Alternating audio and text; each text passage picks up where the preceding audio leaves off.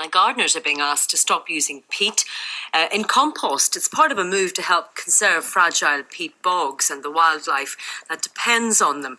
The International Union for the Conservation of Nature is holding an international conference in Inverness to highlight the threat to our peatlands.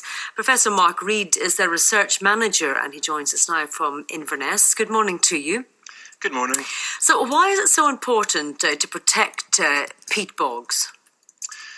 I think very few people realise that apart from being a beautiful place, these protect incredibly important wildlife that is internationally rare in many cases. Also, 70% of our drinking water comes from surface catchments, most of which are peaty, and they help purify our water.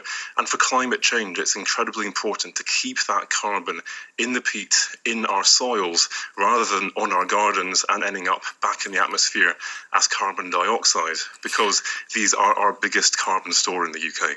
And how much of a threat to peat bogs is this fact that peat is used in compost?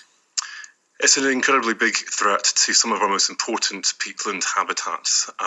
80% of our peatlands across the UK have been degraded, damaged in some way. Our lowland bogs in particular have been affected by agriculture and by extraction of peat for horticulture, for gardeners. 90% of our lowland raised bogs now have actually disappeared. We've only got 10% left, that's 6,000 hectares. And these are incredibly important for wildlife that exists nowhere else.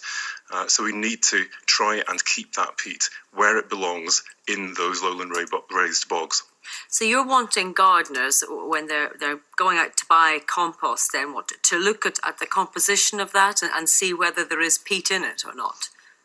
Yeah, typically, if you can't see peat-free somewhere written on the bag, then that means there's probably peat somewhere in there. So specifically look for peat-free. I think that there are a lot of myths out there from the early days that this is not a reliable product. It's going to be very variable. Scary stories from years ago where there were nails or bits of glass in it. That is not the case now. We have products which perform just as well as peat. For your average gardener, we don't need to be using peat composts. If we were to all switch to peat-free compost, we would see very little difference, and we would see an enormous difference to our wildlife, our carbon, our climate change and our water supply. Are you also trying to target, the industry itself, to the makers of compost?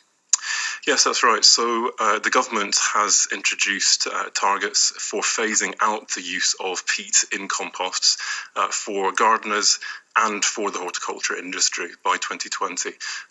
Horticulture industry has a little bit longer to actually get its act in order, but the government is monitoring this situation and seeing to what extent we can get this under control. And I think the danger is that if we can't demonstrate that we are actually shifting towards peat-free, then we may end up in a situation where the government has to go away from voluntary targets and into a situation where it uses other policy instruments. And just briefly, what about burning peat in fires? I'm sure a lot of people in Scotland still do that. Is that something you'd like to ban as well? Yeah, I think there are important cultural issues here, and this is a cultural change that needs to occur amongst our gardeners and everyone else. It's about valuing the things that peatlands can do for the whole of society. We as a gardener, as someone using this in a fire, can benefit from the heat and from its properties in our gardens. But we have to remember that this actually has properties which everyone in society benefits from in terms of climate change, water and wildlife. And we have to see that bigger picture. Okay, well, thank you for speaking to us this morning. Professor Mark Reid there.